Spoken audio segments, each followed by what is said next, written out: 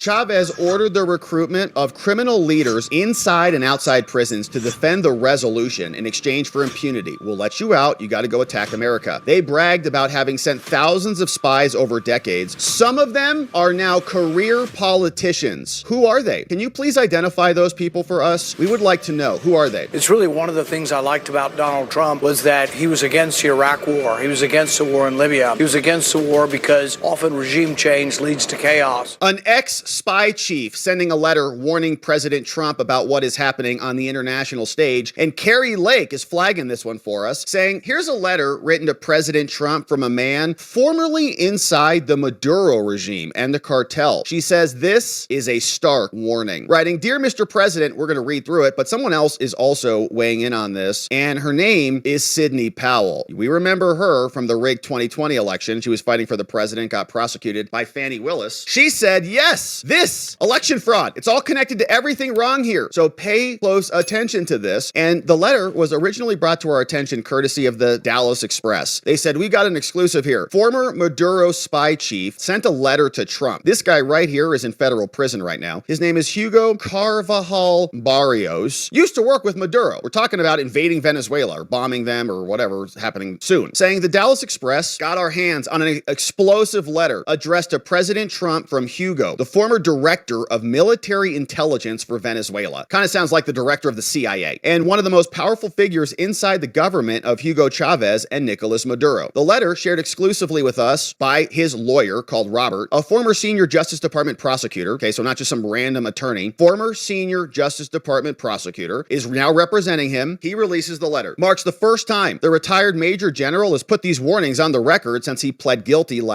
earlier this year. He was extradited from Spain after a lengthy international manhunt, so like they wanted this guy bad. Says he is writing to atone and to alert Americans to what he describes as a coordinated, state-directed campaign targeting the United States. They give us a brief. We're going to read the letter, but this came from the inner circle of Venezuela. Carvajal, widely known by his nickname called El Pollo, spent years inside the top tiers of Venezuela's security apparatus and dealt directly with senior leadership of Hugo Chavez and Nicolas Maduro. Now, earlier this year, he pleaded guilty in federal court to charges stemming from a conspiracy that moved cocaine into the United States and provided support to Colombia's guerrillas. Prosecutors say at the center of the so-called Cartel de los Soles, a network of Venezuelan military officials accused of weaponizing their efforts against America. Now, Rubio was on with Hannity yesterday. He issued one of the strongest statements yet. The Maduro regime is not a legitimate government, he said. What is a transshipment organization that allows cocaine to travel into the United States. So we got a letter now, and we'll read this with a skeptical eye. Of course, we've got endorsements in the letter, courtesy of Carrie Lake and Sidney Powell, who say, we have heard and seen a lot of this for a long time. And Carrie Lake, of course, is in Arizona, where a lot of this stuff is allegedly occurring. So the letter comes down, and of course, we're right in the middle of a military operation. Okay, we have a whole bunch of people who want a full-blown strike on Venezuela. And when we read letters like this, we say, oh, is this trying to nudge us towards one direction or another? Support land attacks, support a ground invasion, support strikes on,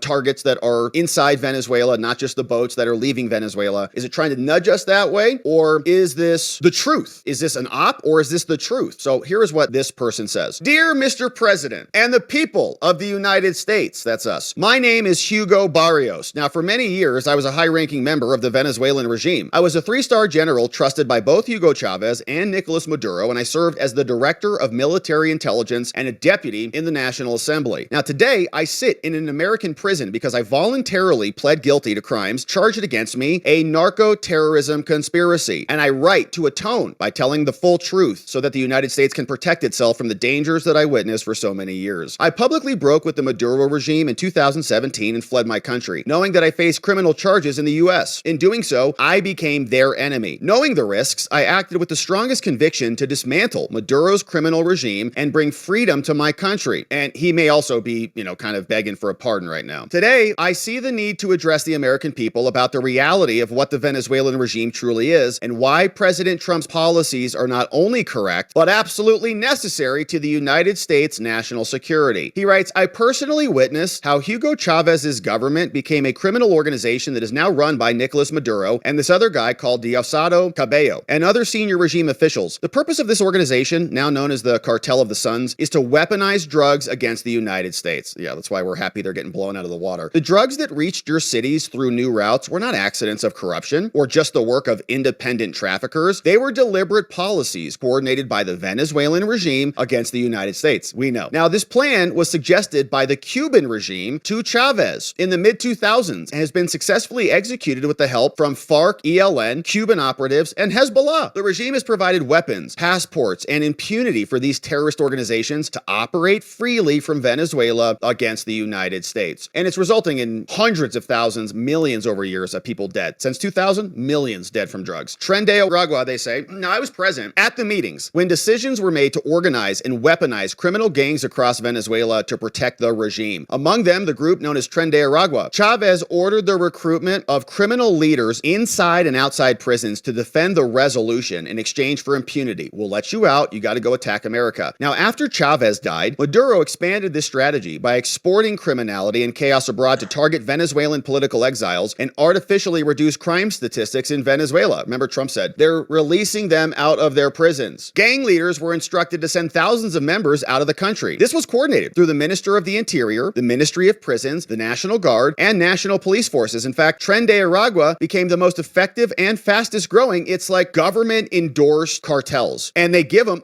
that veil of legitimacy. They say, oh, you're cartel leaders. Well, yeah, no, we vetted you. Here's a passport. Go to America. When the Biden-Harris open border policy became widely known, they seized the opportunity to send these operatives into the U.S. They now have obedient, armed personnel on American soil, probably tens of thousands. To finance their operations, they were explicitly instructed to continue kidnapping, extorting, and killing. Every crime they commit on your soil is an act ordered by the regime. So, in other words, we've already been invaded. They're already killing us. We're already at war. I was present when Russian intelligence came to Caracas to propose to Hugo Chavez the tapping of submarine internet cables that connect most of South America and the Caribbean islands with the United States for the purpose of penetrating U.S. government comms. So the Russians go over there. They say, hey, let us, tap into your little cables over here, but we won't use it against you. We'll use it against the Americans. In 2015, this guy warned Maduro, if you allow Russian intelligence to build and run a secret listening post on our island, that's going to invite American bombs. Don't let the Russians build on this island. There's going to be trouble. He ignored me, and they're there. For 20 years, the Venezuelan regime sent spies into your country, America. Many are still there, some disguised as members of the Venezuelan opposition. Cuban intelligence showed me their networks inside your naval bases on the East Coast. They bragged about having sent thousands of spies over decades. Some of them are now career politicians. Who are they? Can you please identify those people for us? We would like to know. Who are they? U.S. diplomats and CIA officers were paid to assist Chavez and Maduro in remaining in power. These Americans acted as spies for Cuba and Venezuela, and some are still active to this day. Now, what about our elections? Smartmatic, remember them? They say that they were born as an electoral tool of the Venezuelan regime, but soon derived into a tool to help the regime stay in power forever. I know this because I placed the head of IT of the National Electoral Council in his position, and he reported directly to me. The Smartmatic system can be altered. This is a fact. This technology was later exported abroad, including to the United States. Regime operatives maintain relationships with election officials and voting machine companies inside your country. I do not claim that every election is stolen, but I state with certainty that elections can be rigged with software and has been used to do so. Now, people of the United States, that's us, make no mistake about the threat posed by allowing narco-terrorist organizations to roam freely in the Caribbean and throughout Latin America, doing everything possible to harm the American people, to finance anti-Americanism across the continent, and to facilitate the operations of other terrorist organizations and enemies of the United States within Venezuela and now within your borders. Now, the regime I serve is not merely hostile, okay? It is at war with you, using drugs, gang, espionage, even your own democratic processes as weapons. President Trump's policies against Maduro and the criminal regime are not just justified, but they're necessary and they're proportionate to the threat. He may even be underestimating what the regime is prepared to do to hold on to power. Can they activate these folks inside of our country? They have contingency plans for every extreme scenario to ensure they never relinquish control. He writes, now I absolutely do support President Trump's policy towards Venezuela because it is in self-defense and he is acting based on the truth. I remain ready to provide additional details about these matters to the United States government, and that should be something that they fully investigate. That got released December 2nd, 2025. And so, of course, reading this, you can easily say this is appealing to Trump. He wants a pardon. There's a lot of effort from the White House to go into Venezuela in higher capacity, whatever that turns out to be. And the administration could really use some political cover to do that, because a lot of people are not interested in another foreign war. We've already had that our whole lives. We're not interested. So how do you bring people, how do you manufacture consent for another foreign operation? This is pretty convincing. That all being said, if this is true, the United States does need to do something about that, obviously. So what is the appropriate response? So she's very excited about this. She said, yes, this election fraud, it's all connected to everything wrong here, and we're finally learning more about it. So hopefully they are sitting down with this dude to figure out what he knows. Who are the politicians that are spies that are elected and serving in Congress? We'll find out. But here was what Rand Paul had to say about this. Rand Paul, of course, is on many of these intelligence committees, or was, and is in Congress. He should be very well apprised of these things. Let's see what he has to say about a conflict with Venezuela. Top Pentagon officials will meet with lawmakers on Capitol Hill.